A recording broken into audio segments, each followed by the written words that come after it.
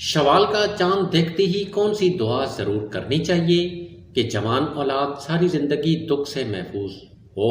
کیونکہ جب شوال کا چاند دیکھنا یقیناً خوشی اور برکت کا موقع ہوتا ہے، کیونکہ اس کے ساتھ عید الفطر کی آمد ہوتی ہے۔ اس موقع پر چاند دیکھنے کی ایک مخنون دعا احادیث میں ملتی ہے، لیکن یہ بات ذہن میں رکھنا ضروری ہے کہ کوئی ایسی خاص یا لازمی دعا ثابت نہیں ہے جسے پڑھنے سے اولاد ہمیشہ ہر دکھ سے محفوظ رہے۔ چاند دیکھنے کی مسنون دعا یہ ہے: اللہم احلہ علینا بالیمن والایمان والسلامت والاسلام، یعنی اے اللہ اس چاند کو ہم پر برکت، ایمان، سلامتی اور اسلام کے ساتھ طلوع فرما۔